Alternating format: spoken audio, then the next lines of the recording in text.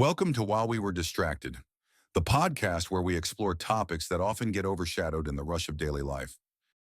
All right, welcome back to the deep dive, where we, take a deep dive into the stuff you're already curious about. That's right. And today we're diving into some pretty controversial waters. Oh, yeah. We're going to be talking about the tactics that the CIA allegedly used to silence one of their former officers, Kevin Shipp. That's right. And our main source material for this is a really fascinating interview with Shipp himself. Right. So, obviously we're getting his side of the story here. But, we always encourage you guys to go out and explore other sources. Absolutely. Form your own conclusions. Don't just take our word for it or Shipp's word for it. Right. And that's what makes these deep dives so interesting. It's like piecing together a puzzle. Yeah. Each source provides a different perspective, and it's the combination of those viewpoints that helps reveal the full picture. So we get a good story, a good narrative, and get people thinking. Yeah. So, okay. So let's start with Kevin Shipp. Who was this guy? How did he even end up working for the CIA? Well, according to the interview, Shipp had a rather, let's say, unconventional path to the CIA. Right. He was open about his past struggles with drugs and alcohol, a past that even HE thought would disqualify him. You'd think that kind of background would be a red flag, right? Yeah. For an agency as secretive, as selective as the CIA. It certainly seems counterintuitive, doesn't it? Yeah. But this detail, I think, actually offers us a glimpse into the CIA's recruitment strategy. They're often looking for individuals with specific skills and psychological profiles, and perhaps Shipp, despite his past, fit the bill. So what kind of training did he go through? Yeah. I mean, did they make him jump out of planes and stuff?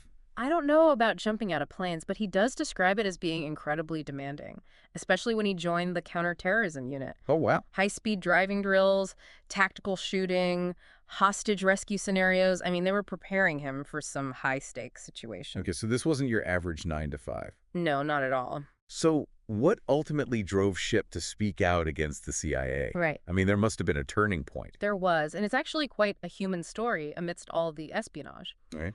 While he was undercover, Shipp experienced a sort of moral awakening. He was living a double life, collecting intelligence, engaging in risky behavior. Right. And it began to weigh heavily on his conscience, especially after rediscovering his faith. Yeah, and this is where that anecdote about the woman asking about Jesus comes in. Exactly. That seemingly random encounter, it had a profound impact on him. Yeah. Forced him to confront the contradictions between his actions and his beliefs. Yeah. It prompted him to reevaluate his role within the CIA. It's a powerful reminder that even in the world of, intelligence, espionage, Right. personal values and beliefs can't be ignored. Absolutely. It really highlights the complexities of operating in a world where secrecy and deception are the norm. Yeah. But Shipp's story doesn't end there. This internal conflict ultimately led him to uncover something that put him on a collision course with the CIA. Oh, okay, I'm all ears. This is where things start to get really interesting. Absolutely. Shipp discovered a major vulnerability in the CIA's computer systems. Specifically, he found that embassy computers were potentially being accessed by foreign entities. This meant that the identities of CIA agents, chiefs of staff, even their assets, were at risk of being compromised. Wow, that sounds like a huge security breach. It is. You'd think they would want to fix that ASAP. Logically, yes, you would think so. Yeah. But Shipp claims that when he attempted to report this vulnerability, his concerns were repeatedly dismissed. He even alleges that his report was erased from the system. Erase. Erased. It sounds almost too crazy to be true. It does have that cinematic quality, doesn't it? Yeah. But here's where things get even more intriguing. Right. Shipp's claims aren't entirely unsubstantiated. The Department of State actually issued an official rebuke to the CIA, confirming Shipp's concerns and criticizing the agency for endangering its operatives. So this wasn't just Shipp crying wolf. Right. He had some serious backup. I'm guessing the CIA wasn't too happy about being called out like that. You're absolutely right. And this, according to Shipp, is when the alleged retaliation began. Okay, so what do they do?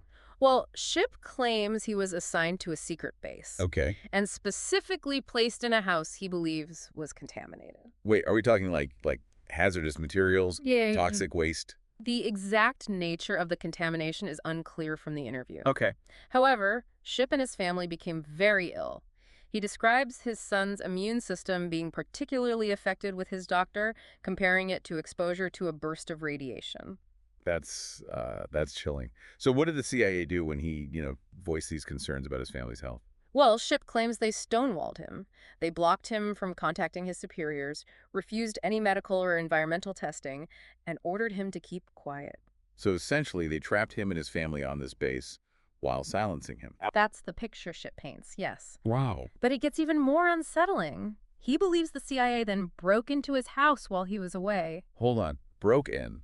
Like a full-on home invasion. Not exactly a smash and grab, but Shipp says he had placed tape seals on all his doors and windows before leaving, and every single one was broken when he returned. Okay, that's creepy. Yeah. But how did he know it was the CIA? Did they leave a calling card or something?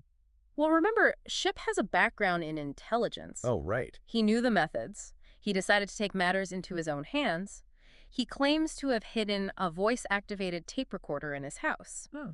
And according to him, you can hear the door being opened with what sounds like a master key followed by rustling sounds. He was 2 steps ahead of them. What else did he discover? This is where that detail about the blacklight comes in. Okay. Shipp claims that in areas where the toxins seem to be entering the house, he found traces of invisible chemicals that only showed up under a blacklight.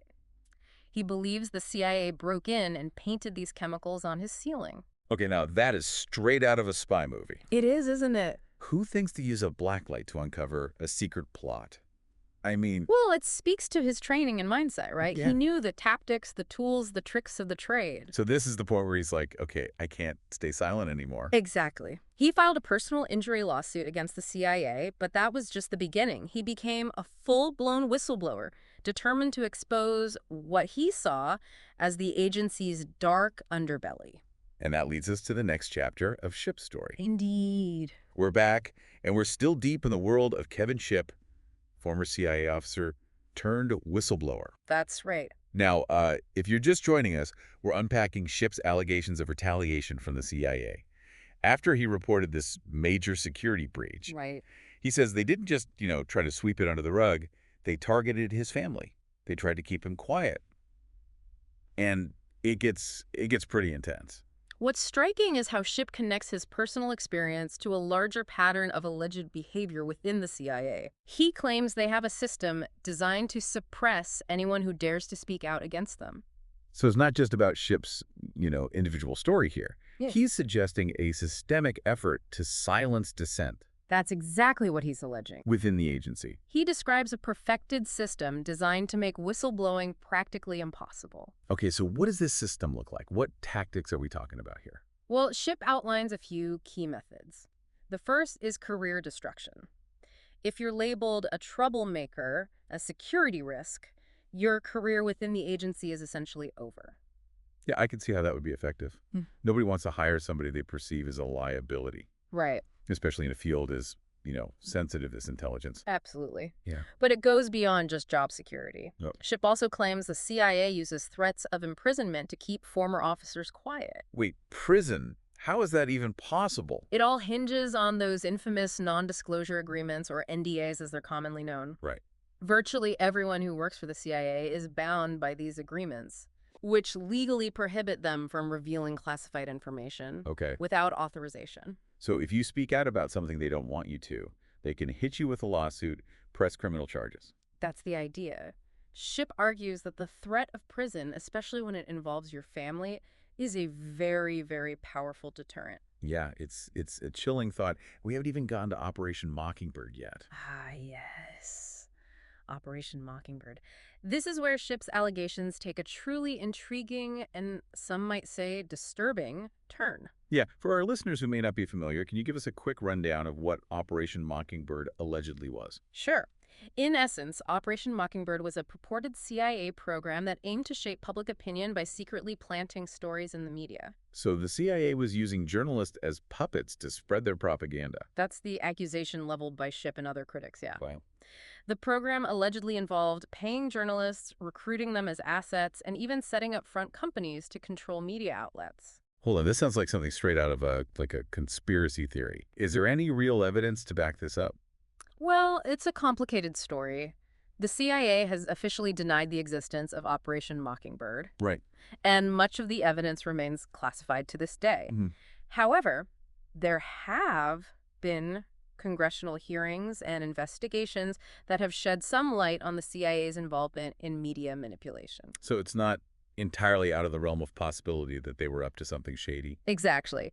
And this is where Shipp's personal experience comes in. He claims that when he first tried to go public with his story, he approached the Washington Post, assuming they'd be interested in a CIA whistleblower's account. Seems like a logical move. What happened? Well, according to Shipp, things took an unexpected turn. He says the reporter kept pressing him for classified information, which Shipp refused to disclose. Makes sense. He was already taking a huge risk by speaking out. Right. Why put himself in further jeopardy? Right. But Shipp believes there was more to it than that. He claims that he later learned that the Washington Post had reported his contact with them directly to the CIA. Seriously.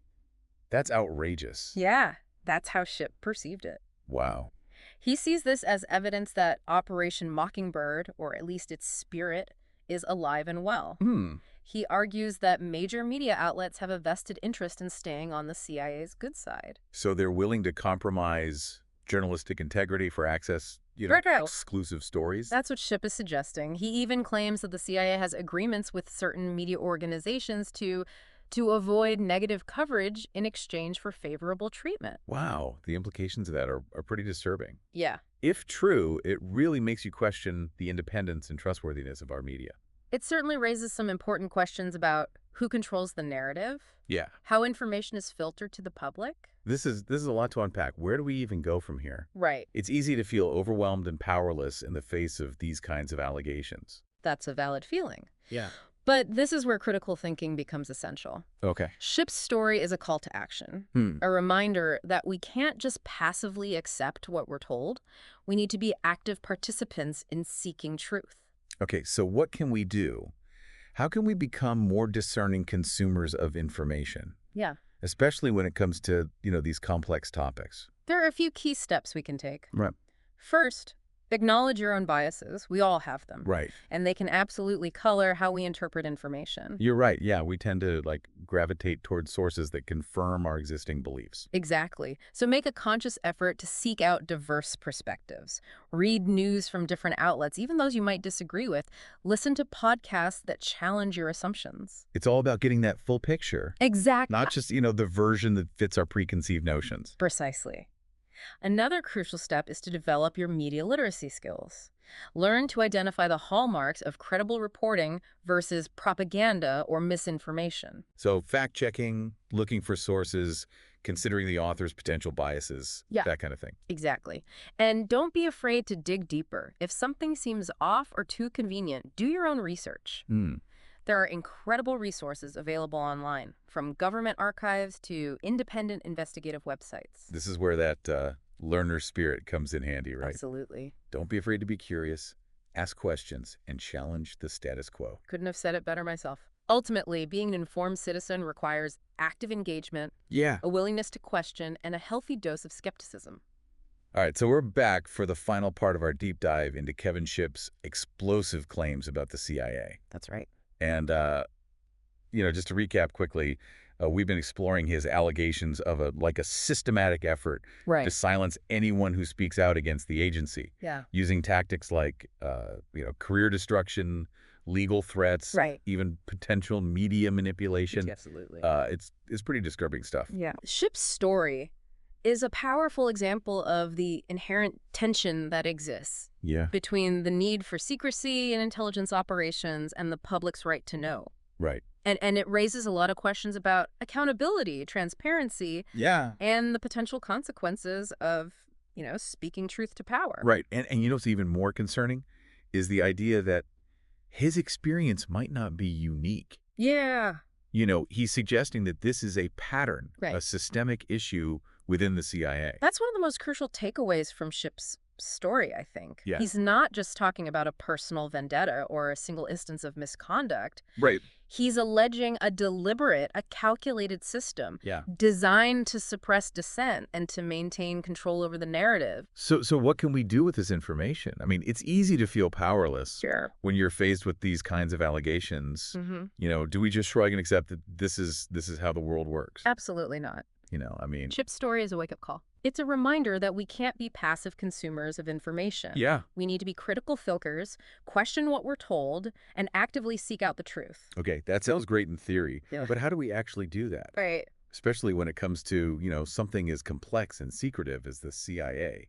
Well, the first step is recognizing that we all have biases. Right. We tend to gravitate towards information that confirms our existing beliefs.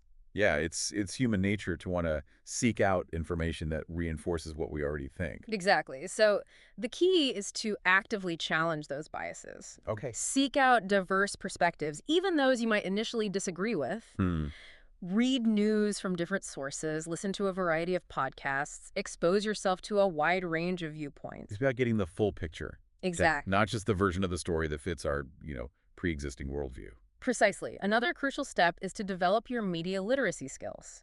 Oh. Learn to differentiate between credible reporting and propaganda or misinformation. So things like fact-checking, looking for reliable sources, Yes. considering the author's potential biases, that kind of stuff. Exactly. And don't hesitate to dig deeper. Yeah. If something seems off or too convenient, do your own research. Until next time, stay curious and keep questioning.